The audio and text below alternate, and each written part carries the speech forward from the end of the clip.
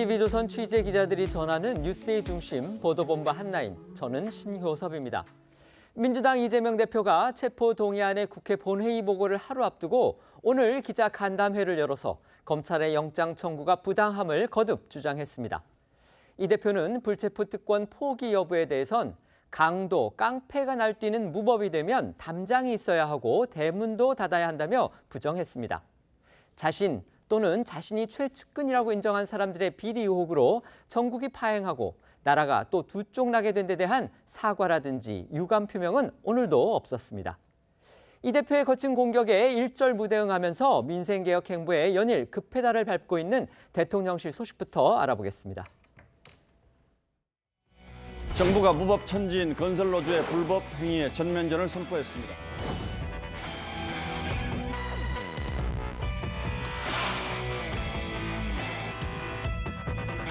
건설 현장 불법 부당 행위 근절 대책을 불법 행위를 집중 점검 단속하고 불법 행위를 뿌리 뽑는데 부정부패를 일삼는 집단인 것처럼 매도하고 있는 게 정부의 태도가 문제라고 생각합니다.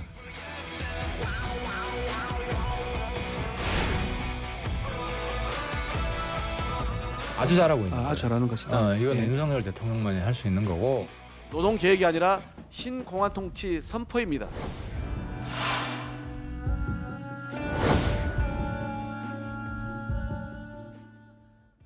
윤석열 대통령이 최근 불법 노조를 거침없이 공격하는 등 이제 노동개혁의 피치를 올리면서 노정 간의 갈등이 심해지고 있습니다. 특히 윤 대통령이 건설 현장의 노조 불법 행위를 건폭이다 이렇게 지칭한 데 이어서 이번에는 이 적폐 표현까지 썼다고 합니다. 네, 윤 대통령은 지난 21일 국무회의 직후에 관여부처 등에 임기 내 건설 현장의 갈취, 폭력 행위는 반드시 뿌리 뽑겠다면서 강도 높은 대책을 일관되게 시행할 것을 주문했고 이 자리에선 건폭이란 표현까지 등장했었죠. 그리고 어제 대통령실이 국무회의 당시 윤 대통령이 이제 끝까지 가야 한다. 조금 하다 마는 것이 아니라 임기 말까지 우리나라 발전을 가로막는 모든 적폐를 뿌리 뽑도록 최선의 노력을 다하겠다고 말했다고 윤 대통령의 노조 관련 발언을 추가로 공개한 건데요. 듣고 오겠습니다. 이제 끝까지 가야 한다. 조금 하다 마는 게 아니라 임기 말까지 우리나라 발전을 가로막는 모든 적폐를 뿌리 뽑도록 최선의 노력을 다하겠다. 국가가 여기서 더 이상 노조에 물러서면 경제는 어떻게 되고 기업들은 어떻게 되느냐. 기업인들이 지금 모두 우리 정부를 지켜보고 있다. 공정한 경쟁을 통해 노조는 노조답고 사업주는 사업주답게 만드는 좀 제대로 된 시장 경제 시스템을 만드는 것이 우리가 올해 해야 하는 가장 중요한 일이다. 이렇게 말했습니다. 적폐, 검포. 이거 대통령에게서 이제 쉽게 나올 수 있는 단어들은 아닙니다. 하지만 윤 대통령의 정치 입문 과정 그리고 지난 대선 기간을 되돌아보면 이 같은 강한 어조가 화제가 된 거 사실 이번이 처음이 아니죠. 그렇습니다. 윤 대통령이 검찰총장 시절이던 2021년 3월에 민주당의 검수완박 법안 추진에 반대하면서 부패 완판, 그러니까 부패를 완전히 판치게 한다라는 뜻의 단어를 사용해서 정치권에서 회자가 된 적이 있었습니다. 당시 부패 완판은 문재인 정부의 검수완박 주장을 되치기 하는 데 유용한 프레임으로 작용되기도 했죠. 이처럼 건폭 같은 강한 어감의 단어를 사용하는 건 그만큼 윤 대통령이 건설 현장에서의 폭력을 척결하겠다는 강한 의지를 드러낸 거라고 대통령실은 설명하고 있습니다. 또 윤 대통령은 노동 현장의 갈취 폭력 실태를 보고받는 자리에서 노조의 불법 행위와 이에 동조하는 기업이라면 해외에 나가서 열심히 영업하고 시장을 개척한들 무슨 소용이 있겠느냐라는 취지로 발언을 이어가다가 불법 행위를 단속하던 검찰 시절 생각이 난다는 취지의 언급도 했다고 합니다. 네, 하지만 노조 측 입장은 다릅니다. 오늘 한 라디오에 출연한 양경수 민주노총 위원장은 윤 대통령이 일부 건설노조의 불법 행위를 건폭이라고 부르며 근절하겠다고 밝힌 데 대해 정부가 레고랜드발 채권시장 경색의 책임을 회피하기 위한 수단으로 노조를 때리는 거라고 주장했습니다. 목소리 듣고 오시죠. 건폭 이 발언에 관해서는 어떻게 들으셨습니까? 일단 왜 건설노조인가를 들여다볼 필요가 있을 것 같고요. 왜 건설노조인가? 김진태 도지사의 레고랜드 사태를 시작으로 해서 유동성위기가 왔고 이 유동성위기가 결국에는 건설 자본들의 위기로 그리고 원자재 가격 상승이나 분양 시장이 위축되면서 건설 자본들이 정부에 대한 불만이 높아지고 있는 상황에서 이 책임을 노조에게 회피하기 위한 수단으로 건설 노조 때리기를 아주 전방위적으로 하고 있는 것 아니냐 이렇게 보고 있고요. 또 한축으로는 민주노총 내에서 건설 노조가 가장 투쟁력이라든지 조직력이 높기 때문에 이것을 위축시키고자 하는 의도도 있는 것 같습니다. 윤석열 대통령의 건폭 발언, 이거 정치권에서도 지금 파장을 몰고 왔죠. 네, 민주당 박홍근 원내대표는 윤 대통령의 건폭 발언을 지적하면서 노동자들을 싸잡아 조폭으로 폄훼한 것도 심각한데 생각이 다르면 무조건 때려잡고 보자는 대통령의 인식이 참으로 위험하다고 말했습니다. 반면 정진석 국민의힘 비대위원장은 민주당은 상임위에서 날치기한 노란봉투법을 본회의에 직회부해서 건폭에 날개를 달아주려고 한다면서 국민의힘과 윤석열 정부는 건폭 소탕의 한국판 줄리아니 역할을 하겠다고 윤 대통령을 엄호했습니다. 각각 목소리 듣고 오시겠습니다. 국민의 민생을 챙기고 국정을 잘 운영해달라고 대통령을 뽑았는데 대검찰청 공안부장이 용산 대통령실을 장악한 것 같습니다. 노동자들을 싸잡아 조폭으로 폄훼한 것도 심각한데 생각이 다르면 무조건 때려잡고 보자는 대통령의 인식이 참으로 위험합니다. 이재명 방탄의 혈안이 된 민주당은 이 건폭 문제 해결에 관심을 좀 저희와 함께 기울여주기 바랍니다. 오히려 상임위에서 날치기한 노란봉투법을 본회의에 직회부해서 건폭의 날개를 달아주려고 합니다. 노란봉투법이 통과되면 건폭들에게 불법 노조 행위에 대한 손해배상도 물을 수 없게 됩니다. 즉 노란봉투법은 건폭 날개법이나 다름없습니다. 1980년대 뉴욕 마피아 5대 조직은 건설 노조에 침투해서 막대한 이익을 챙겨갔습니다. 이들 마피아를 소탕한 연방 검사가 훗날 안전한 뉴욕을 만든 루돌프 줄리아니 시장입니다. 국민의힘과 윤석열 정부는 건폭 소탕에 한국판 줄리아니 역할을 해내겠습니다. 윤 대통령이 이른바 건폭 근절 의지를 밝힌 걸 계기로 지금 언론들은 건설 현장에서의 일부 노조에 의한 각종 불법 행위 사례들 잇따라 보도하고 있는데요.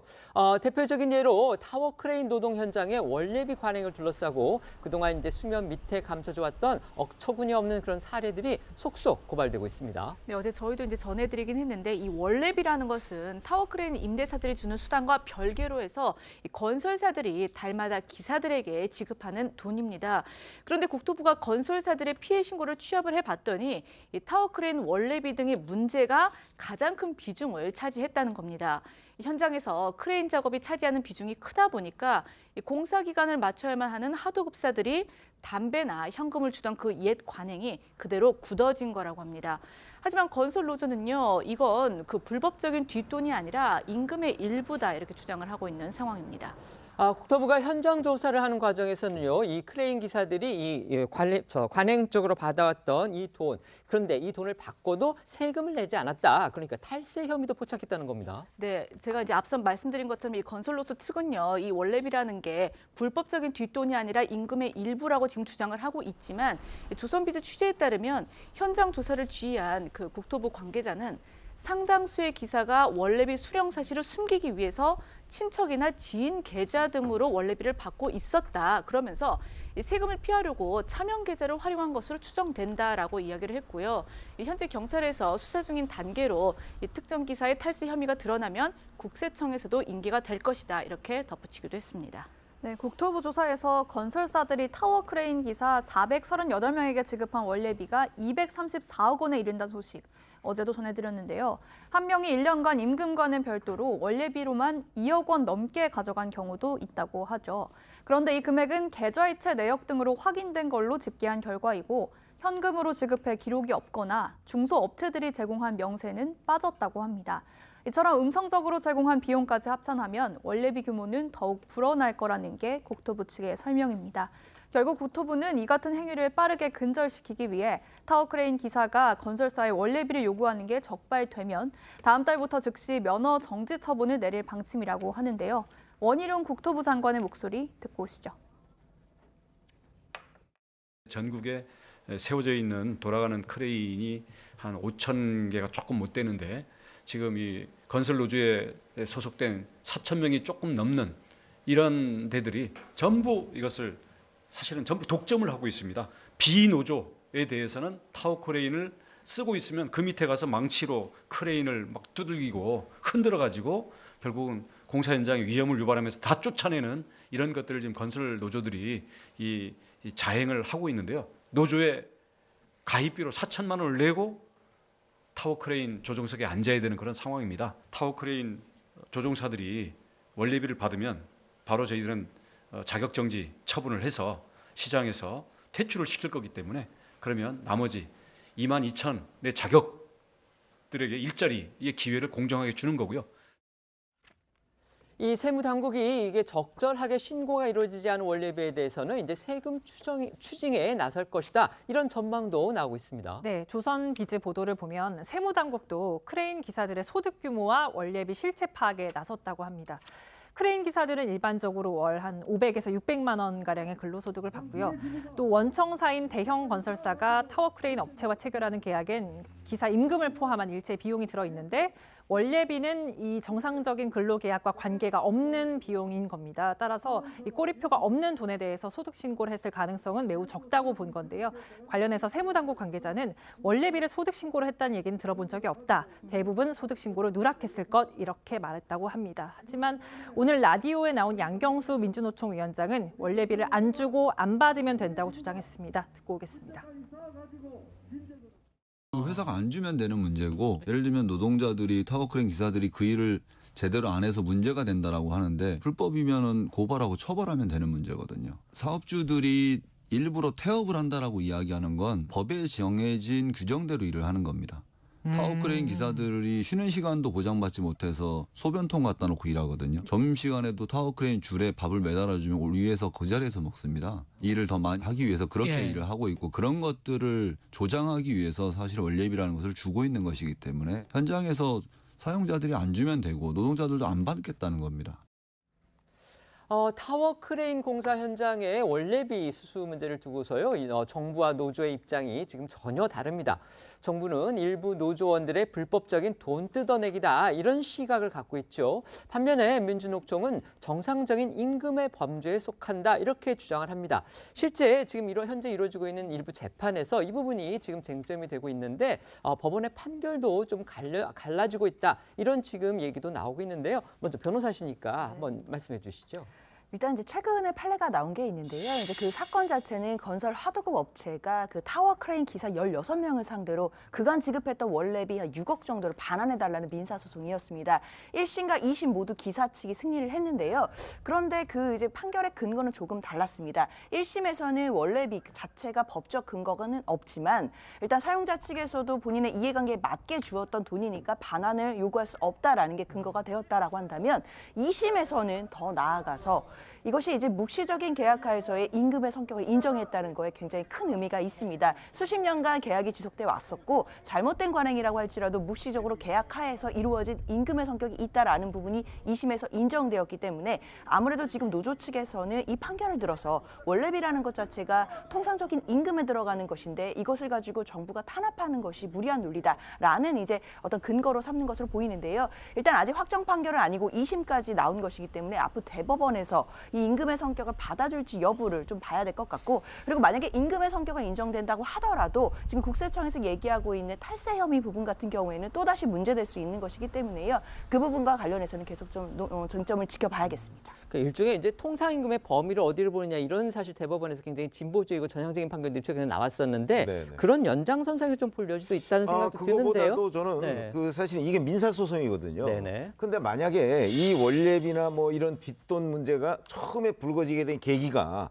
예를 들어서 타워크레인 기사나 이런 사람들이 뭐 건설사를 자 그거 안 주면 우리 뭐 태업하겠다든지 아니면 일을 일부러 뭐 안 한다든지 뭐 다른 핑계를 대서 뭐 뭘 어떻게 해태한다든지, 예를 들어서 이런 것들 때문에 발생했을 가능성이 있는 거죠. 그런데 지금 아까 양경수 민주노총 위원장도 뭐 안 주고 안 받으면 되는 거 아니냐라고 얘기하지만 누가 먼저 이 원래비를 발생시켰느냐는 원인 문제가 틀림없이 있고요. 그게 우리가 통상적으로 생각하면 아마 그 타워크레인 기사나 이런 데에 뭐 위협이나 협박이나 태업이나 뭐 이런 불법 행위가 있을 가능성이 매우 크거든요. 그러니까 이거를 형사적인 관점에서 본다면 아마 누구 하나는 불법 행위로 문제가 될 소지가 있다는 거죠. 그런 점에서 보면 민사적으로는 뭐 통상적인 임금의 범위에 들어가 있다고 할지라도 형사적으로는 뭐 위협, 협박 뭐 이런 부분이 문제가 될 소지가 있는 겁니다. 그래서 지금 언론 보도에 쭉 그 원래비가 어떻게 뭐 그 현장에서 지금 집행되고 있다 이런 것들이 나오는데 사실은 그 배경, 그러니까 위협이나 협박이나 이런 불법 행위에 대해서는 현재 언론 보도는 안 되고 있는데 아마 윤석열 대통령이 지금 그 주목하고 있는 부분은 그런 형사적인 관점으로 보입니다.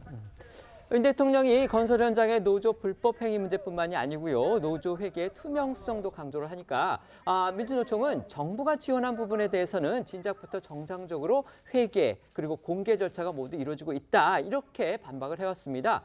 이것과 관련해서 지금 눈에 띄는 기사가 나왔는데요.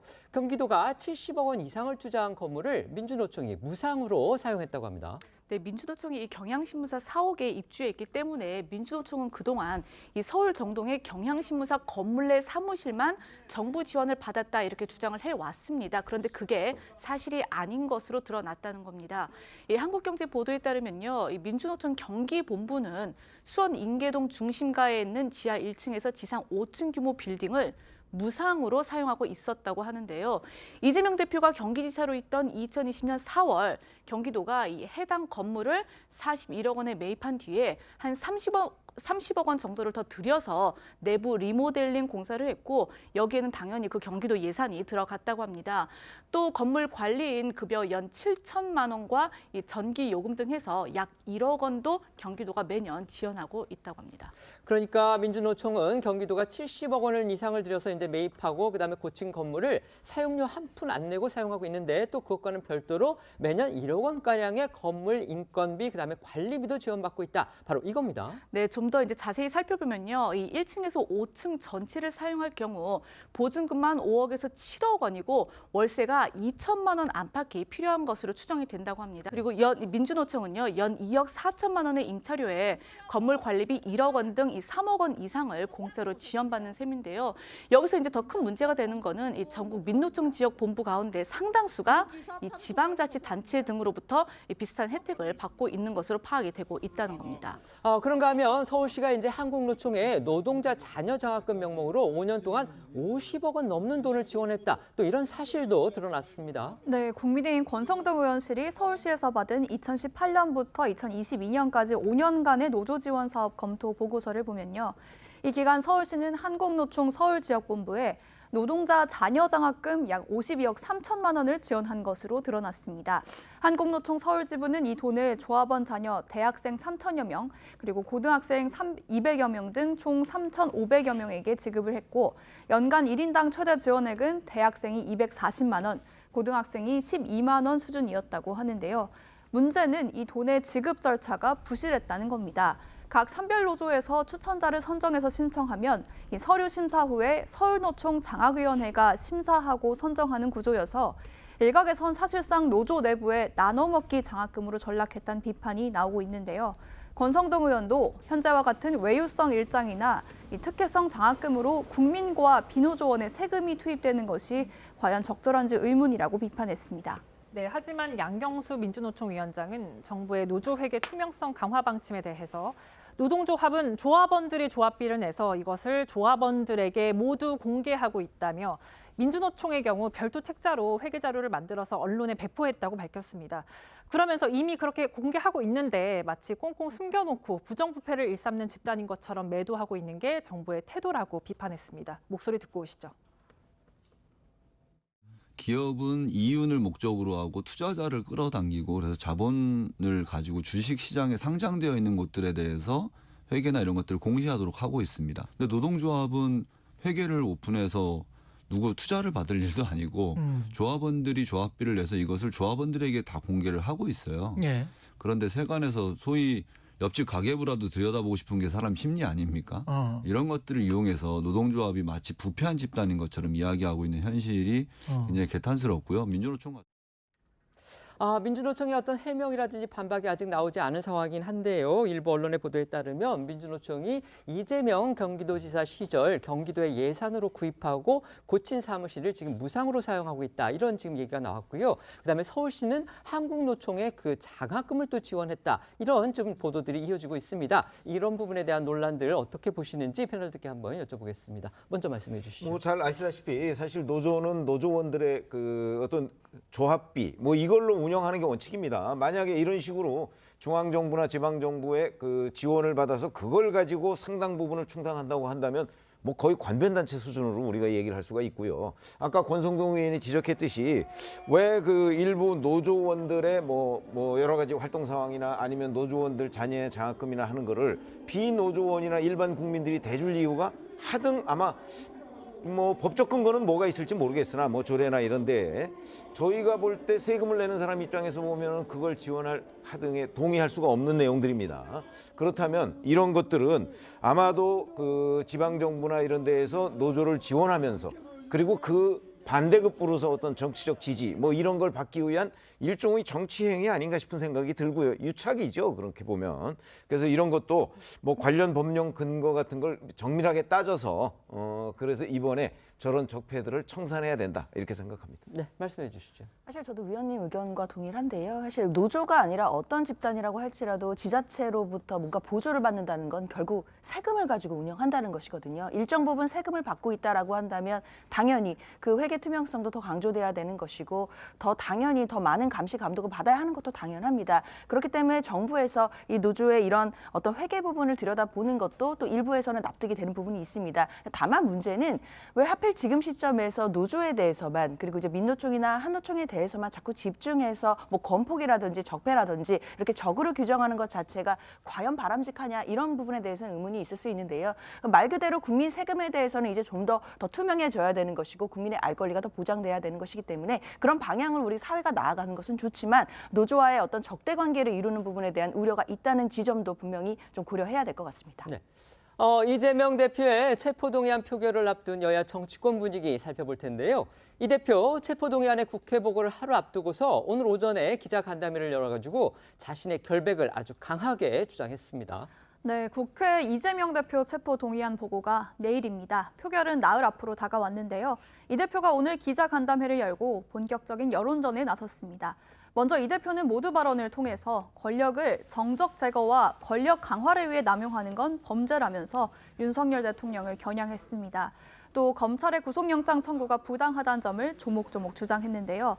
전체 1시간여의 간담회 중에 이 대표의 모두 발언이 45분이었습니다. 이 대표의 오늘 발언부터 들어보시죠. 주어진 권력을 국민과 국가를 위해서가 아니라 사적 이익을 위해서 또 정적의 제거를 위해서 권력의 강화를 위해서 남용하는 것은 범죄 행위다라는 말씀을 다시 한번 드립니다. 법치를 빙자한 법치의 탈을 쓴 사법 사냥이 일상이 되고 있습니다. 대선에서 제가 부족했기 때문에 패배했고 또 그로 인해서 제 개인이 치러야 될 수모와 또 순환은 제 몫이기 때문에 제 업보이기 때문에 충분히 감당할 수 있고 또 감당해야 된다고 생각했습니다. 제가 역사의 죄인이죠. 그러나 지금 승자로서 우리 윤석열 대통령 또 윤석열 정권이 지금 벌이고 있는 일들은 저의 최대치의 상상을 벗어나고 있습니다. 그러니까 이재명 대표 검찰 영장 청구의 부당성을 설명하기 전에 이제 윤석열 대통령을 향한 이제 거친 비판부터 쏟아낸 건데요. 어제는 윤 대통령을 겨냥해서 깡패 이렇게 불러서 아주 막말 논란까지 또 부르기도 했죠. 네, 들으신 것처럼 이 대표는 이 모두 발언 상당 부분을 현 정권을 비판하는 데 할애했습니다. 앞서 검찰 출석 때와 같이 검찰의 수사가 대선 패배의 업보라는 주장도 재차 강조했습니다. 또 검찰의 구속영장에 대해서는 영장 내용이 대국민 선전문이자 국민의힘 성명서 같다고 비판했고요. 또 앞으로 윤 정권이 하고 싶은 일은 구치소에 갇히거나 수갑을 찬 이재명의 모습을 보여주고 싶은 것이라고도 했습니다. 오늘 이 대표의 목소리 조금 더 들어보시죠. 제가 정말 어처구니 없는 게 야당 대표라서 영향력을 행사할 우려가 있기 때문에 구속해야 된다. 그러면 대통령 부인은 어떻게 됩니까? 구속해야 될 이유가 더 커집니까? 윤석열 정권이 하고 싶은 일은 아마도 이런 걸 겁니다. 영장 심사를 받기 위해서 구치소에, 또는 영장 심사가 끝난 후에 구치소에 갇혀서 대기하고 있는 모습, 또는 수갑을 찬 이재명의 모습을 보여주고 싶겠지요. 이 모두 발언 이후 이어진 질의응답에서 불체포 특권을 내려놓으려던 계획은 아예 없었는지, 또 향후 검찰 기소 시 대표직 사퇴를 고려하고 있는지 등의 이 민감한 질문이 이어지면서 이 대표의 답변이 주목이 됐었는데요. 이 대표는 불체포 특권과 관련해서는 과거와 상황이 달라졌다 이렇게 답을 했지만 대표직 사퇴에 대해서는 명확한 답변을 피했습니다. 들어보시겠습니다. 불체포 특권 내려놓고 영장 실질 심사를 받으려고 하셨던 것은 아예 뭐 계획이 없었던 걸까요? 정말 강도와 깡패들이 날뛰는 이 무법천지가 되면 당연히 담장이 있어야 되고 대문도 닫아야죠. 상황이 참으로 엄혹하게 본질적으로 바뀌었다는 생각을 합니다. 당 안팎으로 이제 대표님 거취와 관련해서 직을 내려놓아야 된다는 말도 있고, 당이나 정치 세계에는 생각이 다양한 사람들이 많습니다. 단일한 생각만 한다면 그거는 정상적 사회가 아니죠. 이재명 대표가 검찰의 영장 청구에 대해서 부당하고 그다음에 비판하고 그다음에 윤석열 대통령에 대해서 직설적으로 그다음에 아주 강하게 비판하리라는 거, 이건 충분히 예상이 됐습니다. 오늘 기자 간담회를 한다고 하니까 이제 민주당 안팎에서 사실 관심을 모았던 거는 혹시라도 만에 하나라도 자진해서 법원에 나간다고 밝힐 가능성, 그거하고 그다음에 기소가 될 경우에 혹시라도 대표직에서 대표직을 내려놓을 가능성, 이 부분이었는데, 그것과 관련해서 이 대표는 상황이 엄혹하게 본질적으로 바뀌었기 때문에 불체포 특권은 계속 유지해야 되겠다, 사실상 이런 뜻을 밝힌 거고요. 그다음에 당 대표직 사퇴에 대해서는 생각이 다양한 사람이 많다, 그러니까 자기는 내려놓을 생각이 없다, 이렇게 지금 밝힌 겁니다. 어떻게 들으셨습니까? 지금까지 이재명 대표에 대해서 저희가 가지고 있던 여러 가지 행동 반경 내를 조금도 벗어나지 않았다, 저는 그렇게 생각을 합니다. 그래서 원래 이재명 대표가 국회의원 배지를 달 때부터, 그다음에 대표에 도전을 해서 당선된 이후 그때까지 계속해서 이재명 대표는 저런 1차 방탄, 2차 방탄을 저는 고려하고 있었다고 보고요. 그러다 보니까 이재명 대표의 예상을 벗어나지 않는 윤석열 정권의 검찰이 저는 수사를 해서 여기까지 왔다고 보거든요. 그러니까 본인 입장에서는 당연히 여기서 본인이 물러나서 뭐 불체포 특권을 내려놓는다든가 뭐 이런 거, 아니면 뭐 대표직을 내려놓는다든가 당원에 따라서 뭐 이럴 가능성 저는 뭐 처음부터 예상도 안 했고, 아마 당내에서도 비명계 일각 빼놓고서는 아마 그런 생각을 안 할 텐데, 저는 뭐 이재명 대표가 현행 제도가 보장하고 있습니다, 불체포 특권은. 그렇기 때문에 그걸 최대한 활용을 해서 방어하는 거 뭐 당연히 가능할 수 있다고 생각을 하는데, 문제는 본인이 대선 공약이나 아니면 지난 6월 1일 지방선거, 보궐선거 앞두고서 본인이 얘기했던 불체포 특권 내려놓는다, 뭐 이런 약속들이 있잖아요. 본인이 했던 약속을 지금 지키지 못했는데 상황이 달라졌다는 게 뭐가 있어요?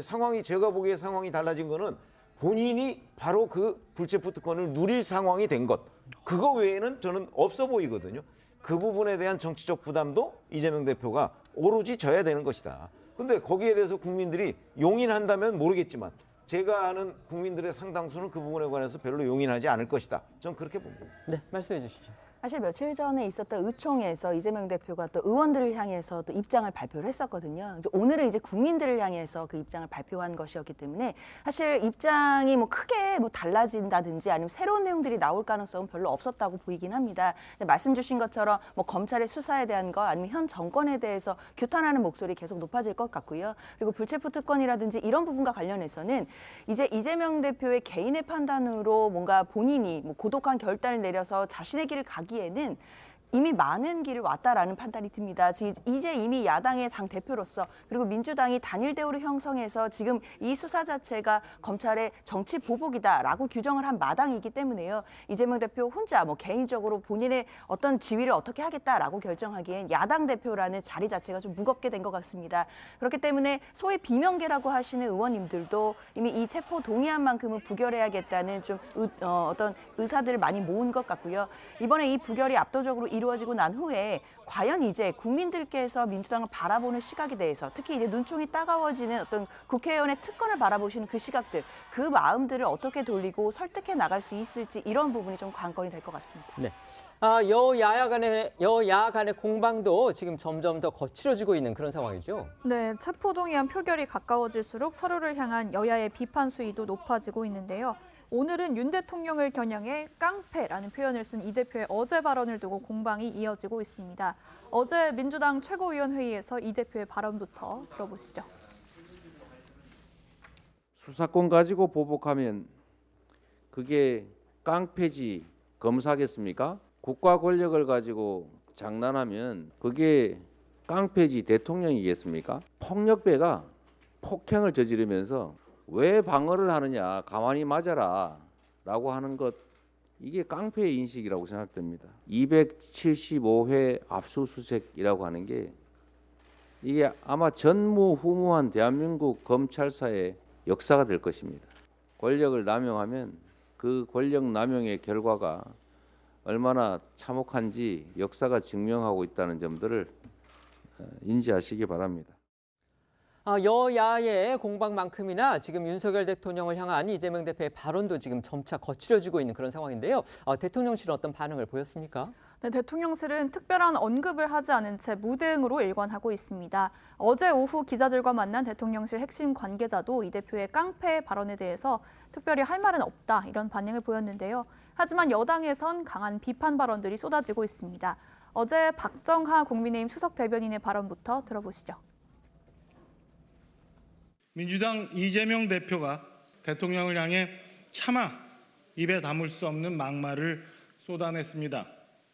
자, 그럼 당 대표직으로 당을 사유화해 방탄마귀로 삼고 장난하면 뭔가 캥기는 명백한 범죄자의 모습이지 이게 공당 대표의 모습입니까? 앞에 놓인 체포동의안 가결과 부결 사이에서 조급해지는 마음은 알겠습니다만 대통령을 향한 공격적인 수식어와 거친 막말이 난무할수록 의심만 더해질 뿐입니다. 또 여당에선 이 대표가 윤 대통령을 향해 욕을 할 자격이 있느냐, 국민들이 깡패라는 말을 듣고 먼저 떠올리는 얼굴이 누구겠느냐 이런 반응도 나왔습니다. 정진석 비대위원장과 김기현 당대표 후보가 각각 이 대표의 형수 욕설 논란 그리고 조카의 살인 사건을 언급하며 비판을 쏟아냈습니다. 정 비대위원장은 오늘 자신의 SNS에서 이 대표를 겨냥해 제발 욕을 하기 전에 집안부터 한번 돌아보라면서 국회의원직과 당대표직 뒤에 숨어서 감옥행을 피하겠다고 몸부림치는 이 대표가 막다른 골목에 몰리자 인성의 바닥을 그대로 드러냈다고 비판했습니다. 이어 형수와 형에게 패륜적인 욕을 쏟아내던 이 대표의 맨얼굴이 그대로 드러났다면서 이 대선 선거운동 기간 내내 둘러싸고 폭로가 됐었던 이 파렴치하고 비인간적인 언행이 새삼 떠오른다고 했습니다. 이재명에게 방탄 갑옷을 입혀준 민주당은 헌정사의 오점으로 남을 것이라고도 덧붙였습니다. 김기현 후보는요, 어제 자신의 SNS를 통해서 이 깡패라는 발언을 듣고 국민들이 무심결에 먼저 떠올리는 얼굴이 과연 누구겠니라면서 이 잔혹한 살인을 저지른 깡패 조카를 심신미약이라면서 변호한 분, 깡패 출신이라는 기업인에게 북한 방문의 대가를 대신 내게 했다는 의혹을 받는 분이라면서 이 대표를 겨냥을 했습니다.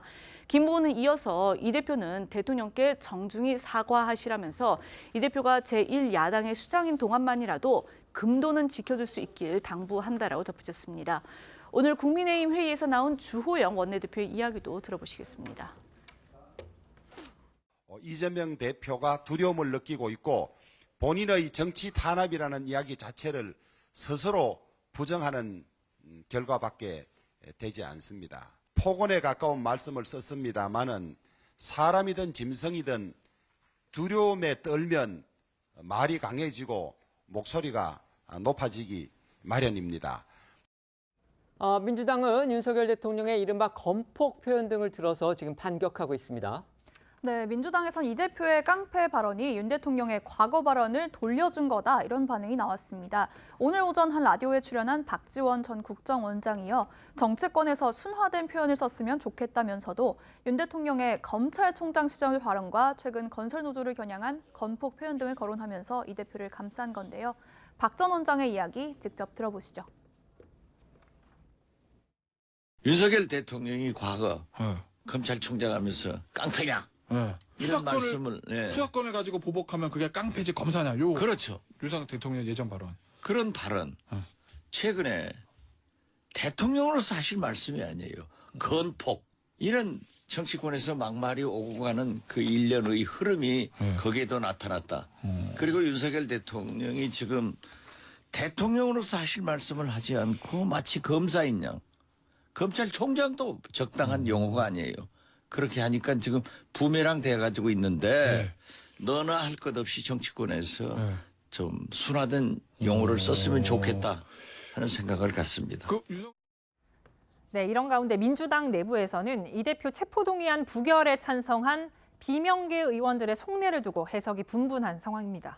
맞습니다. 지난 21일이었죠. 민주당이 이제 비공개 의원총회를 열었는데 그 자리에서 비명계의 핵심인 서른 의원이 의외로 이제 부결 주장을 아주 강하게 펴면서 과연 그 배경이 뭐냐 이걸 두고서 여러 가지 해석이 나오고 있다고 합니다. 네, 서른 의원이 이 부결 발언에 앞서서 이 부결 주장 발언에 앞서서 이 대표에게 모종의 제안을 했을 거라거나 일단 부결을 시키되 부결 이후 대표직 사퇴 등 이 대표의 결단이 있을 거란 해석 등이 나오고 있습니다. 특히 오늘 오전 한 라디오에 출연한 조응천 의원은 체포동의안을 부결시키는 대신 이 대표에게 대표직 사퇴를 요구하자는 그룹이 있다는 취지의 주장을 했고요. 또 어제 저녁 또 다른 라디오에 출연한 김한규 의원은 서른 의원이 예상을 깨고 부결을 강조한 건 의도적이었고 또 서 의원이 최근 오찬에서 이 대표에게 여러 요구를 한 것으로 알고 있다고 전했습니다. 두 사람이 이야기 준비했습니다. 상당히 모호하게 의도적으로 얘기하신 것 같아요. 우리 서른 의원께서 예. 이게 그대로 공개된다라는 전제하에 서른 의원님이 제가 알기로는 뭐 일방적으로 여러 가지 요구를 하신 걸로 알고 있고 식사 시간에 네, 이재명 대표님은 뭐 스타일상 듣고 직답은 안 하셨을 거고요. 당 대표도 뭐 꼭 사퇴는 아니더라도 뭔가 쇄신책에 대한 고민은 많이 할 수밖에 없는 상황인 것 같습니다. 좀 확고한 친명 의원들 말고는 의원들 속내가 참 복잡합니다. 어쨌거나 이 대표 체제 하에서 방탄 프레임에 갇혀가지고 꼼짝달싹 못하고 이 발버둥 칠수록 빠져드는 개미지옥 같은 이런 상황. 서른 의원이 체포동의안 부결시켜야 된다고 말을 했다는 보도가 있던데 그럼 이건 어떻게 이해를 해야 되는 거예요? 그게 보면 어떤 전제가 있어요. 뭐 이번에는 부결을 시키되 대표가 모종의 결단을 해야 되는 거 아니냐? 그 라는 거다. 결단이 혹시 대표직 사퇴를 예, 뭐 그렇다는 겁니까? 거예요.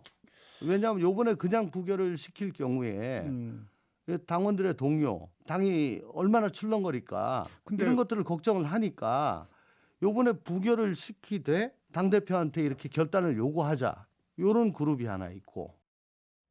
이재명 대표가 어제는 이제 당의 원로들을 만났는데요. 이번에는 동의안을 부결시키되 다음에는 이 대표가 당당하게 선당 후사 정신을 발휘해야 한다. 이렇게 조언을 한 원로가 또 있었다고 합니다. 네, 어제 오후 이 대표가 민주당 원로 그룹인 상임 고문단을 만나 의견을 들었는데요. 이 동교동계 좌장격인 권노갑 상임 고문이 이런 발언을 했다는 겁니다.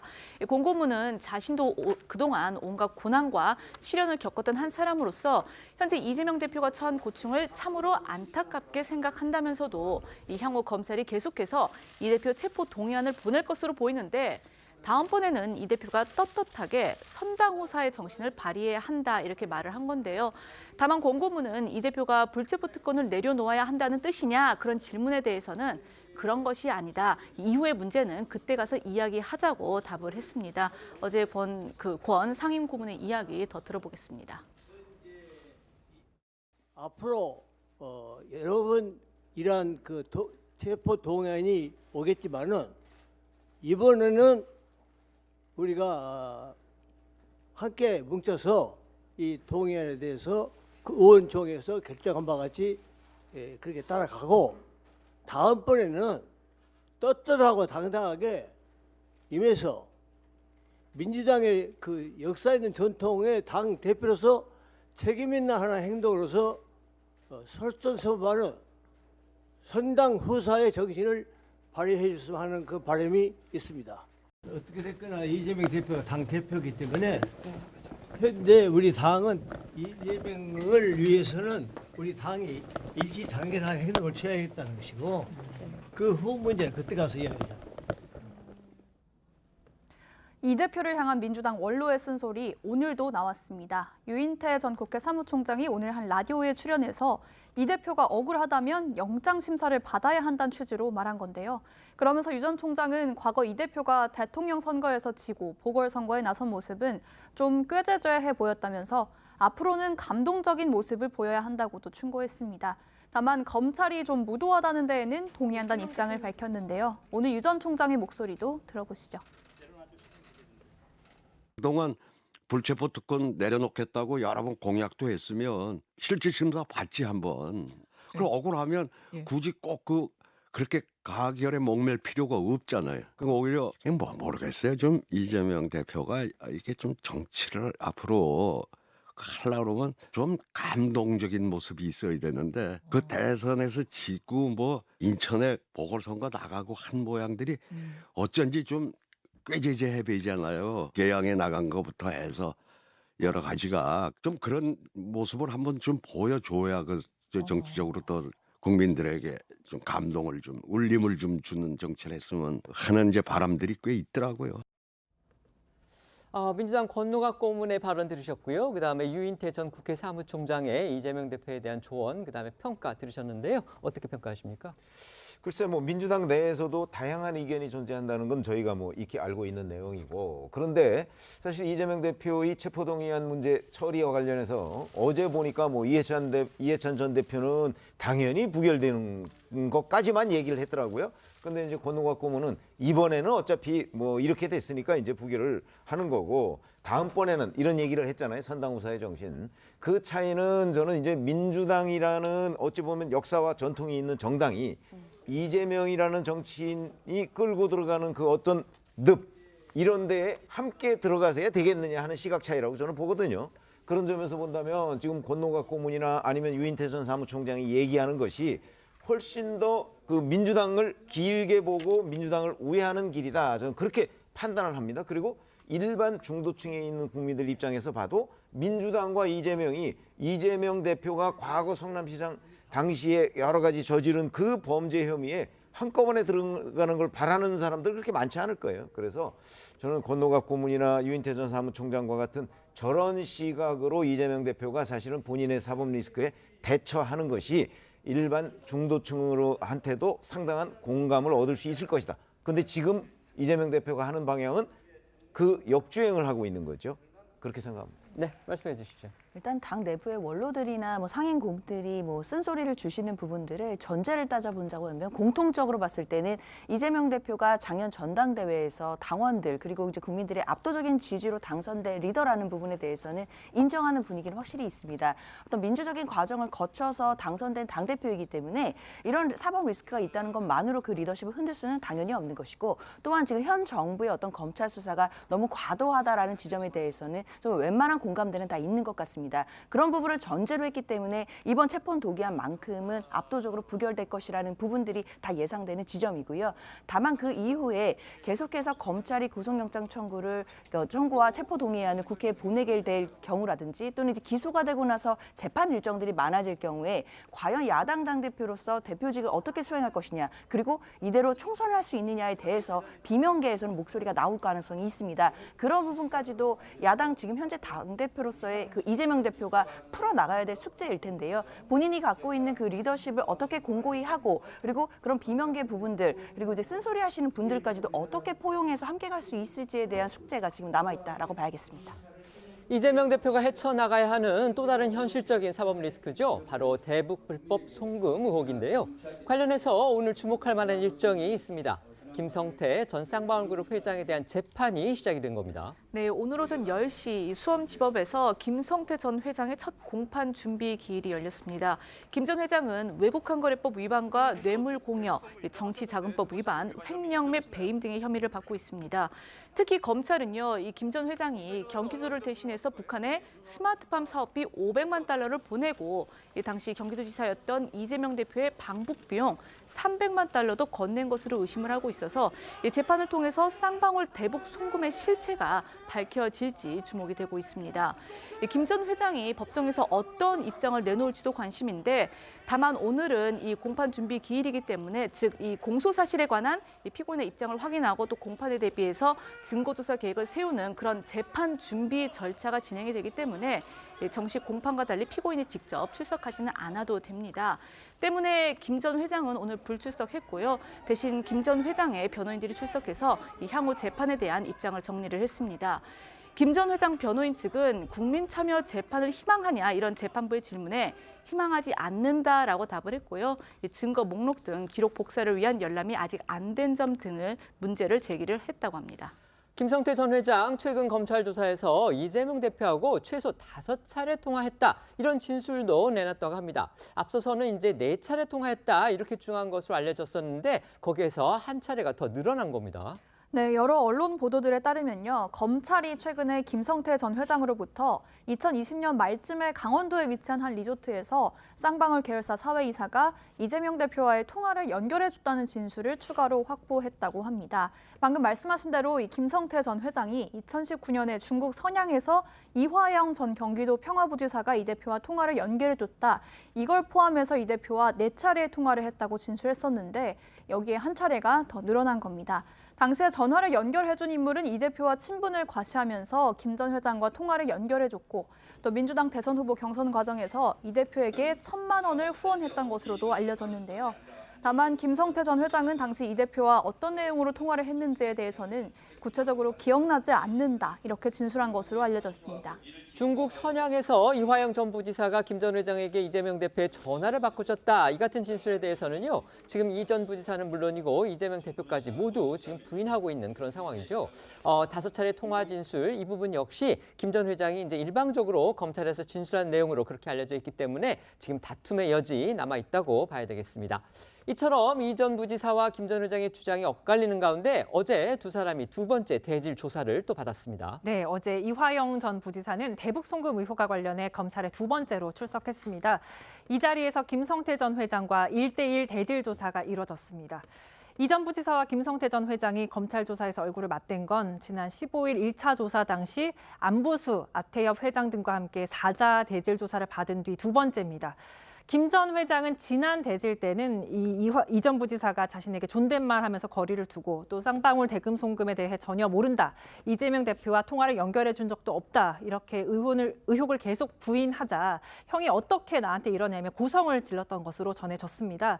어제 대질에서는요. 비교적 차분한 어투로 이 전 부지사에게 본인의 처지를 호소하고 형님 잘 생각해봐라. 주변 사람들이 다 구속이 됐는데 이게 무죄가 나오겠느냐. 이런 발언 등을 한 것으로 알려졌습니다.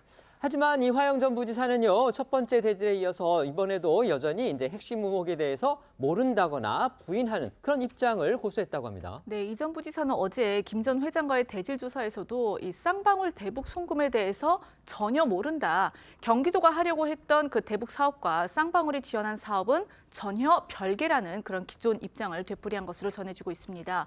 이 전 부지사의 변호를 맡은 현극태 변호사는 어제 조사에 앞서 이 취재진들과 만난 자리에서요.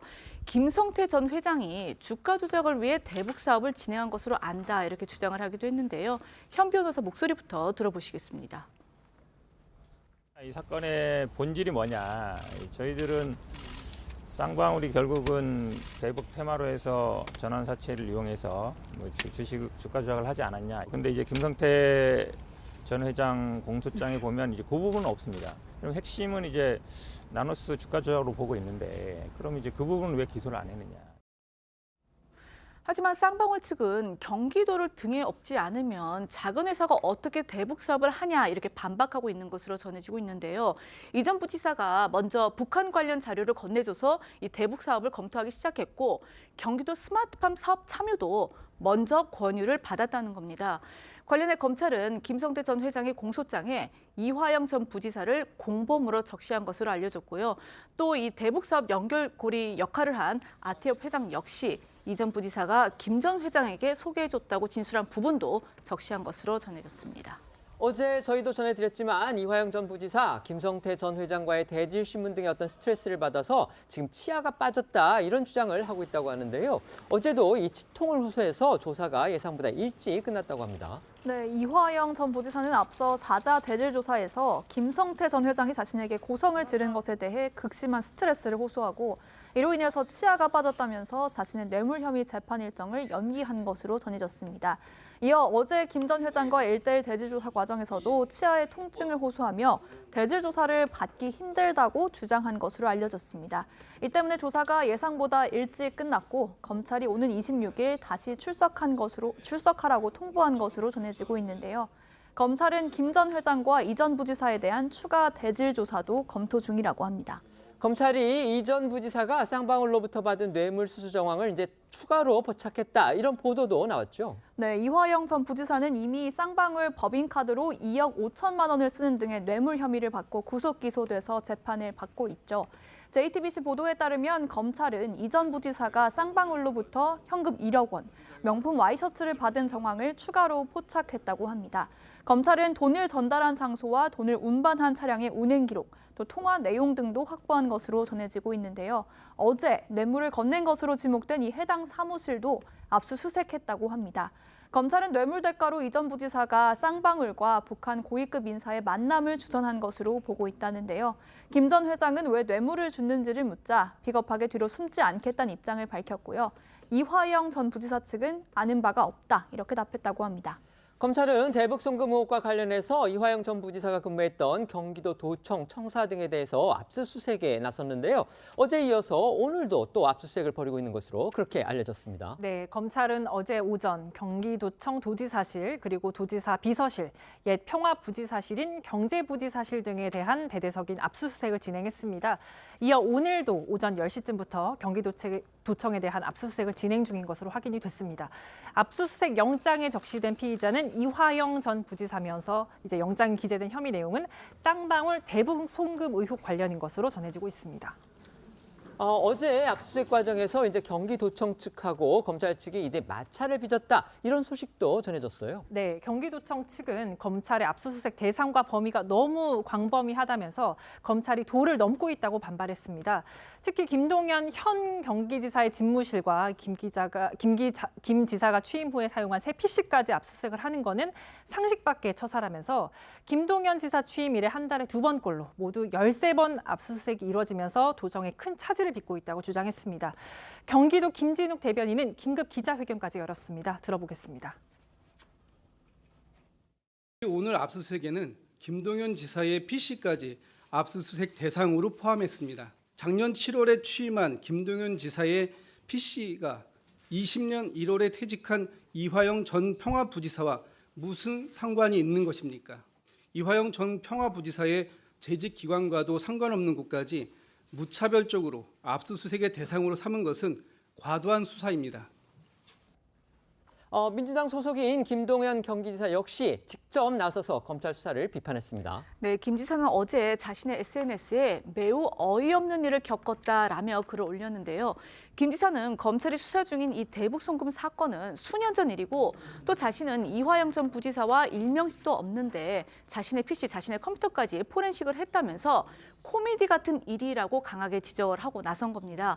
그러면서 이 수시로 진행된 검찰의 압수수색으로 도 행정 마비가 번번하고 또 그 피해가 도민에게 돌아갔다는 것인데 이게 대통령의 뜻인지 묻지 않을 수가 없다면서 민주국가가 아닌 검주국가의 실체를 똑똑히 봤다고 강조를 했습니다. 이어 김 지사는 오늘 오전 도청에서 열린 회의에서도 검찰이 자신의 마음까지 압수수색을 한 것이라고 비판을 했는데요.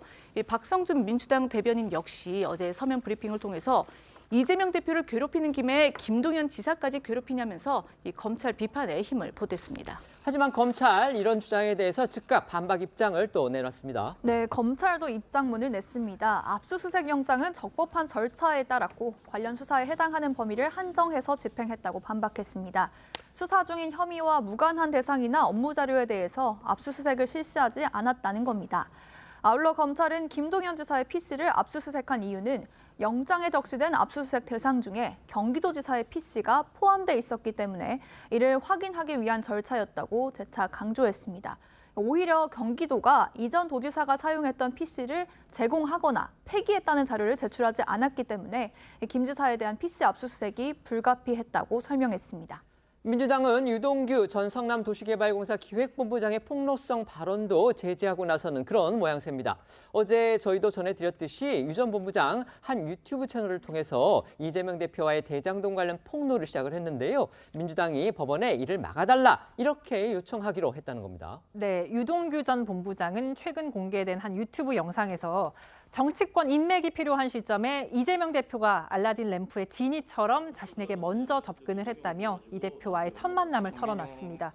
이어 이 대표와 자신에 대한 이야기를 앞으로 100회에 걸쳐 공개할 것이라고 추가 폭로를 예고하고 나섰습니다. 민주당에서는 곧바로 유 전 본부장이 드라마를 만들고 돈을 벌려는 목적이라면서 유 전 본부장의 폭로를 일축하고 나섰습니다. 이와 함께 민주당은 이 법원에 유 전 본부장의 추가 폭로를 제지해달라고 요청할 것을 내부적으로 결정했다고 JTBC가 보도했습니다. 정진상 전 실장 측이 자신의 재판부에 유 전 본부장의 유튜브 출연 제지 요청 의견서를 제출할 예정이라고 합니다. JTBC는 유 전 본부장의 공범으로 지목된 정 전 실장이 재판에서 유무죄를 다투고 있는데 유 전 본부장이 재판정 밖에서 여론전을 펼치는 건 형평성에 어긋난다는 민주당 관계자의 말도 전했습니다. 관련해서 지난 21일 공개된 유 전 본부장의 폭로성 발언 그리고 어제 나온 고민정 의원의 반박까지 이어서 들어보시겠습니다. 이재명 입장에서 뭐냐면 그거를 편승해야 분당 사람들이 날 찍어주지. 본인을 찍어주니까 재건축 완이 살 길이다 이렇게 이제 말하자면 이재명이 한 거죠. 이재명이 나타난 거예요. 그러면서 제가 도와드리겠습니다. 그러니까 알라딘 램프의 진처럼 문지르지도 않았는데 나타났어요.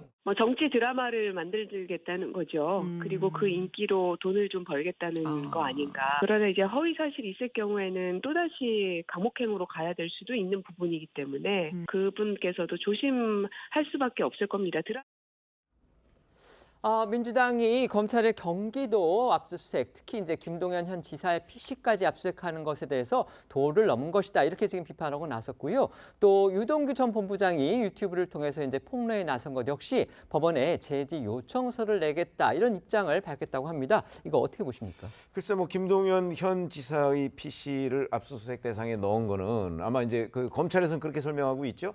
이재명 전 지사 측의 PC 뭐 이 부분을 압수수색을 해야 되는데. 그게 뭐 폐기됐다거나 아니면 바꿨다거나 하는 통보가 없었기 때문에 혹시 뭐 연달아서 쓰고 있는 것 아닌가 뭐 이런 의심을 한 것으로 보이고 사실은 뭐 저거는 검찰이 청구해서 법원이 발부하는 거 아닙니까? 그러니까 법원이 저걸 굳이 빼지 않았다. 뭐 그런 것 때문에 이제 압수수색이 된 거고요. 그건 법 절차에 따른 것이라고 충분히 판단을 할 수가 있고 유동규 전 본부장의 경우에는 지금 뭐 구속 상태가 아닙니다.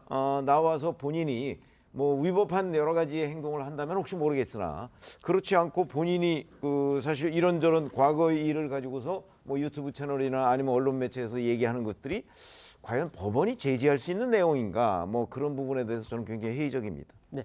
법률가시니까요. 법원이 제지할 수 있습니까? 어떻습니까? 사실 법원이 뭐 강제로 제재하기는 좀 어려워 보이고요. 다만 이제 그 정진상 실장은 그 유동규 전 본부장과 지금 공범 관계에 있습니다. 네. 공범으로서 같이 재판을 받는 상황인데 한 공범은 지금 구속 상태에서 풀려났다는 이유만으로 유튜브나 이런 것들을 활용해서 여론전을 하는 것 자체가 서로 간의 적대적인 공범 관계에서는 좀 불이익하게 또 작용할 수 있는 부분이 있기 때문에요. 적대적 공범 관계에서는 분명히 이 부분을 재판부에게 자제시켜줄 것을 요청할 수 있는 것 충분히 할 수 있을 것이라고 생각이 듭니다. 다만 이 과정에서 과연 법원이 어느 정도까지 개입을 해서 유동규 전 본부장의 활동을 막아줄지에 대해서는 좀 앞으로 살펴봐야 되겠지만 그렇다 하더라도 유동규 전 본부장의 지금 현재 지위가 피해자가 아닙니다. 어떤 범죄의 피해를 호소하고 다니는 것이 아니라 본인도 이 사건의 명백한 공범으로서 지금 재판을 받고 있다는 것을 좀 명심한다면 이런 여론전을 하는 것 자체가 본인의 재판에서도 과연 유리하게 될지에 대해서는 한번 스스로 돌아봤으면 좋겠습니다. 민주당은 이재명 대표의 이른바 성남 FC 후원금 의혹과 관련해서 홍준표 대구시장이 이제 경남지사 시절에 했던 경남 FC 후원 사례 이걸 지금 재차 꺼내들면서 반박을 하고 있습니다. 홍 시장 가만히 있을 뿐이 아니죠. 네, 먼저 민주당에서는 이재명 대표가 이 성남시장이던 시절에 진행된 이 성남 FC 후원금은 뇌물이고 홍준표 대구시장이 경남지사이던 시절에 경남FC 후원금을 모집한 것은 그럼 그것은 모금이냐 이렇게 이제 지적이 나온 건데요. 그러면서 이 자치단체장의 재량적 행정행위를 검찰이 멋대로 재단을 해서 범죄로 몰아가는 작태가 과연 옳은 것이냐 이렇게 되물었습니다. 이재명 대표를 기소를 했다면 홍 시장 역시 똑같은 혐의로 수사하고 기소를 해야 한다 이런 주장까지 나왔는데요. 민주당에서 나온 목소리 이어서 들어보시겠습니다. 이재명의 성남FC는 뇌물이고 홍준표의 경남FC는 모금입니까? 당시 경남도지사였던 홍준표 지사는 대놓고 기업들에게 경남FC 후원을 요구했습니다. 홍준표 지사는 기업들과 사진을 찍어 홍보를 하며 정치적 치적을 쌓았습니다. 홍준표 시장 즉각 강하게 반박하고 나섰습니다.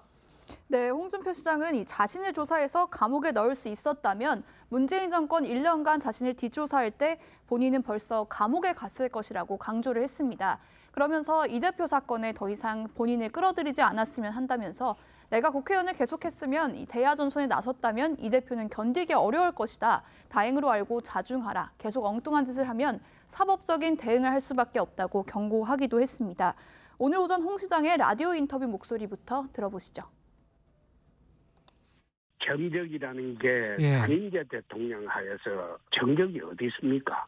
선거 끝났으면 그래서 끝난 거지. 정치 탄압이라고 보는 것도 난 좀 그래요. 그 사법 절차입니다. 우리나라 하면 보세요. 현직 대통령도 탄핵하고 끌어내리고 감옥에 보냈던 나라입니다. 직전 대통령도 감옥에 얼마나 많이 보냈습니까? 그런데 야당 대표가 무슨 큰 의미가 있습니까? 사법 절차가 진행 중인데 그걸 탄압으로만 몰고 가기에는 시대적인 상황이 옛날하고 너무 틀리다. 나는 그래 봅니다. 지금부터는 오늘 하루 놓치면 안 될 핫한 뉴스를 모아 전해드리는 어쩌다 이런 일이 코너로 이어가겠습니다.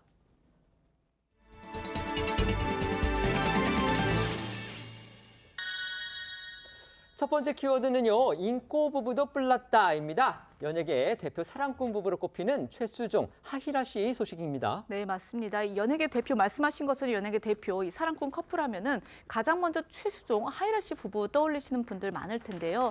특히 최수종 씨는 아내인 하희라 씨에게 정말 그 아기자기한 이벤트를 선물하면서 한국 남편들의 뭐 공공의 적이다 이런 우스갯소리까지 나왔을 정도입니다. 이렇게 애정 가득한 부부에게 최근 곧 이혼한다 이런 유튜브발 가짜 뉴스가 퍼지면서 두 사람이 분노하고 있다는 그런 소식입니다. 가짜 뉴스 내용은요 이렇습니다. 최수종 씨가 사업 실패로 수십억에 달하는 적자를 냈다. 또는 한쪽의 외도로 곧 이혼한다라는 등 이 말 그대로 허무맹랑한 내용들이 담겨 있는데요. 이런 가짜 뉴스가 확인도 없이 무분별하게 퍼지니까 최수종, 하희라 씨 부부가 결국 법적 대응까지 예고한 상태입니다. 네, 두 배우 소속사 측은 두 사람도 충격을 받은 상태라며 이런 가짜 뉴스는 선을 넘어도 한참 넘었고 악질 중에 악질이라고 분노했다고 전했습니다. 소속사 측은 허위 사실을 무차별적으로 유포하고 배우의 명예를 실추하는 행위에 대해 더 이상 좌시할 수 없다면서 선처 없는 강력한 법적 대응을 할 것이라고 강조했습니다. 최근 이른바 가짜 뉴스에 대해서 강경하게 대응하겠다 이런 방침을 밝히고 나서는 스타들 많아졌습니다. 며칠 전만 해도 김연아 선수가 있었었죠. 그 이혼설이 나도니까 여기에 대해서 법적 대응을 예고를 했었습니다. 사실 최수종, 하희라 씨 같은 경우는 오랜 연예계 생활 동안 정말 이런저런 황당한 그런 소문들에 시달리면서도 많이 참아왔지만 이번만큼은 정말 칼을 빼들 수밖에 없었던 것으로 보이는데요. 그런데 이렇게 스타들이 법적 대응에 나선다 하더라도 이 유튜브발 가짜 뉴스는요. 언론이 아닌 1인 방송으로 취급이 돼서 이 현행법상으로는 사이버 명예훼손죄로만 처벌이 가능한 것으로 알려졌습니다. 때문에 이 유튜브발 가짜 뉴스를 규제할 보완책이 시급하다 이런 지적이 나오고 있습니다. 한편 이런 법적 대응 대신에 본인이 직접 가짜 뉴스를 해명하고 나선 스타도 있었는데요. 얼마 전에 저희도 전해드린 가짜 이사설의 유재석 씨입니다. 유재석 씨는 최근 한 팟캐스트에 출연해 이 가짜 이사설과 함께 갈비값을 내달라는 시민의 부탁을 피했다는 이른바 갈비집 루머에 대해서도 해명해 화제가 됐는데요. 어떤 내용인지 들어보겠습니다. 새벽에 내가 신촌에 갈비집에 가서 유재석을 만났다. 그런데 뭐 농담 삼아 갈비값 좀 내달라고 했더니 돈을 내주지 않으려고 말을 돌렸다. 이거는 말이 안 되는 얘기죠. 아니 거지. 아무리 제가 뭐 TV에서 많이 받고 뭐 그렇다 하더라도 갈비값을 내달라는 게 말이 됩니까? 말 그대로 없는 일이에요. 이런 일들이 자꾸 뭔가 악의적으로 이런 것들을 소문을 생성하고 이런 것들을 가지고 관심을 끌고 이런 나쁜 사람들이 있어요. 만약에 이것을 도저히 참지 못할 만큼 이것은 내가 이제 이 한도를 넘어섰다. 그러면 이 얘기한 사람이 누군지를 찾아내야 됩니다. 오케이. 맞아. 시간이 들더라도 이거 이거를 소문의 근원을 찾아내야 돼요. 앞서도 말씀드렸듯이 이제 유재석 씨는 그 이사를 했다 이런 가짜 뉴스를 방송에서 또 직접 해명하기도 했죠. 네, 그렇습니다. 유재석 씨는 이 자녀 교육을 위해 대치동으로 이사를 했고 떡까지 돌렸다는 헛소문이 돌자 혹여 헛소문이 난 아파트에 실제 거주하는 주민들이 불편을 겪을까 봐 방송을 통해 해명을 하게 됐다고 합니다. 근데 유재석 씨가 이런 가짜 이사설에 휘말린 건 이번이 처음이 아니라고 합니다. 어떤 사연인지 들어보시죠. 10년 전에 그 일산으로 이사 갔을 때 유재석이 이거 집을 샀다는 거야. 제가 이사 얘기가 나와서 그런데 그 당시에 제가 10년 전에 일산 어디로 이사를 갔다. 그리고 그 한 2년 뒤에 송도 신도시로 이사를 갔다. 근데 심지어 제가 무서웠던 게 문자를 그 당시에 받았잖아요. 뭐야? 그 분양 문자를. 유재석 누구누구가 이사 오는 그 아파트 문자를 정말 유튜브에 들어가 보면요, 정말 아주 혹할 만한 정말 그런 뉴스들이 있는데 특히 연예인들을 둘러싼 얘기들이 많죠. 그런데 대부분이 가짜라고 합니다. 이거 어떻게 처벌하는 방법 없습니까? 일단 가짜 뉴스 같은 경우에는 우리나라 법제상에서는 허위사실 명예훼손죄로 처벌을 할 수 있습니다. 형법상의 일반법이 있고요. 이제 특별법으로 정보통신망법이 있습니다. 특히 유튜브라든지 SNS라든지 이런 식으로 정보통신망을 이용한 경우에는 훨씬 전파 가능성이 높기 때문에요. 더 중하게 처벌이 되는데 그 관련돼서 이제 정통법상 허위사실 유포 명예훼손이 되게 된다면 또 7년 가까이의 또 징역도 받을 수 있고요. 세군요. 예, 굉장히 이제 형이 높습니다. 형법보다도 훨씬 가중 처벌되기 때문에 이런 처벌을 받을 수 있고 그렇기 때문에 이제 연예인들뿐만 아니라 뭐 또 유력한 또 유명한 인사 같은 경우에도 본인에 대한 가짜 뉴스 부분에 대해서는 어느 정도 선을 넘는다 한다면 분명히 고소 고발을 통해서 이 부분을 잡아내고 또 처벌할 수 있는 방법들이 열려 있습니다. 네, 두 번째 키워드 보겠습니다. 아버지에게 미소, 이거 노소영 관장의 얼굴이 보입니다. 네, 맞습니다. 어제 이 노태우 전 대통령의 업적을 연구하고 기념하기 위해 만들어진 노태우 센터 설립 기념회가 있었는데요. 이 자리에 노 전 대통령의 딸인 노소영 아트센터 나비 관장과 또 아들인 노재현 동아시아 문화센터 원장이 자리를 함께 했습니다. 이 노소영 관장은요, 노 전 대통령 별세 당시 유산으로 이 아버지가 마지막까지 덮으시던 담요를 가지고 왔다는 글을 과거에 이제 SNS에 올려서 굉장히 애틋한 그런 부정을 드러내기도 했었는데요. 어제도 기념식에서 오랜만에 이 환한 미소로 이 노태우 센터의 설립을 기뻐하는 모습을 보였습니다. 네, 어제 행사는 노태우 전 대통령의 연설집 출간 기념회를 겸해 진행됐습니다. 노 전 대통령은 대통령으로서는 처음으로 라디오 방송을 통해 국민과 대화를 나눴고 또 재임 기간 동안 국회 그리고 유엔 등 국제기구 회의에서 자주 연설했었습니다. 보통 사람을 내세웠던 노 전 대통령의 취임사 들어보시죠. 국민의 뜻을 담은 새 헌법의 발의와 함께 바로 이 시각에 탄생하는 이 새 정부는 바로 국민이 주인이 된 국민의 정부임을 선언합니다. 누구든지 성실한 일을 한 만큼 보람과 결실을 거두면서 희망을 갖고 장래를 설계할 수 있는 사회가 바로 위대한 보통 사람들의 시대입니다. 이제 우리는 보통 사람들의 위대한 시대를 열어야 하는 것입니다. 생전 노태우 전 대통령하고 인연이 있었던 정치권 인사들도 또 대거 참석을 했더군요. 그렇습니다. 노태우 정부 청와대 경제수석을 지낸 김종인 전 국민의힘 비상대책위원장을 비롯해서요. 반기문 전 유엔 사무총장과 문희상 전 국회의장의 모습도 보였습니다. 고문단에 이름을 올린 김 전 비대위원장은 축사를 통해서 노 전 대통령의 임기 동안 경제 성장과 소득 분배가 비슷하게 이뤄졌고 중산층이 형성되는 계기가 됐다고 했습니다. 또 반기문 전 총장은 북방 외교를 통해서 단기간에 대한민국 외교의 지평을 넓혔고 국격이 상승했다고 노 전 대통령을 평가했습니다. 노태우 전 대통령의 이런 센터 방문 이제 상당히 이제 노태우 전 대통령을 어떻게 추모하는 그런 작업일 텐데 이게 정치적으로 상당히 의미가 있어 보입니다. 어떻게 보십니까? 그렇죠. 사실 노태우 전 대통령이 이제 저평가된 전직 대통령이다 이런 지적은 여러 차례 있었고요. 노태우 대통령 당시에 어떤 경제 정책과 관련한 책자는 이미 벌써 나온 적도 있습니다. 그런 점에서 본다면 지금 이제 뭐 물론 그 아들이나 딸 뭐 이런 분들 중심으로 그 재평가 작업이 이루어지고 있지만 벌써 이제 노태우 전 대통령도 역사의 한 페이지로 넘어가는 그런 순간이기 때문에 저는 뭐 이런 부분에 관해서 그 우리 이제 학자들이 이게 정리하는 순간 뭐 이런 게 다가올 것이고 그런 점에서 이제 노태우 정부 시대도 아마 그런 한 페이지로 넘어가지 않을까 이렇게 생각이 듭니다. 네, 세 번째 키워드 다시 보겠습니다. 김주애는 연막, 북한 관련 소식이군요. 네, 맞습니다. 최근 북한 김정은 위원장의 딸 김주애가 열병식 같은 대규모 군 행사에 동행을 하면서 후계자설에 불이 붙은 상황인데요. 그런데 김주애는 연막일 뿐이고 장남에게 비밀리에 후계 작업을 진행하고 있는 것 아니냐 그런 분석을 담은 보도가 나와서 관심이 집중되고 있습니다. 국민일보는요, 이 정보 소식통을 인용해서 김정은의 장남이 북한 내에 거주 중인 것으로 파악하고 있고 우리 정보당국 내부에 이 김 위원장의 장남만 전담해서 분석하는 인력이 따로 있는 것으로 알고 있다 이렇게 보도를 했는데요. 또 이 소식통은 김주애는 북한의 연막 작전일 수 있다 이렇게 지적을 하면서 김 위원장의 장남 후계자설과 관련해 우리 정부가 정보 그 판단이나 분석을 내놓지 않고 있는 거는 북한 내 정보원이 노출될 위험 때문이다 이렇게 주장한 것으로 알려졌습니다. 그동안 김주애 후계자설에 대해서는 긍정과 부정론이 나눠져서 의견이 또 분분했었죠. 네, 다수 전문가들은요, 후계자의 가능성에 대해서는 확신할 수 없다는 의견을 보이기도 했습니다. 앞서 김정은이 후계자로 공개되던 과정에서 연막 작전을 펼쳤던 전례가 있기 때문입니다. 김정일은 아들인 김정은 위원장을 1992년에 후계자로 내정하고도 이를 소수의 핵심 측근들에게만 공개를 했기 때문에 이 황장엽 전 당 중앙위 비서 같은 고위 간부조차 이 한국에 망명하기 전까지는 김정은을 한 번도 본 적이 없었던 것으로 전해집니다. 정보 부족 때문에 김정은 위원장이 김정일의 후계자로 공식 행보에 나서기까지 이 다수의 전문가는 장남 김정남이 후계자가 될 거라는 관측들을 내놨었습니다. 다만 김정은 위원장의 장남이 북한에 거주하고 있다거나 우리 정부 당국 내에 김정은 위원장의 장남만 전담하는 인력이 따로 있다는 주장에 대해서는 정부는 공식적으로 할 말이 없다면서 확인을 해주지 않고 있습니다.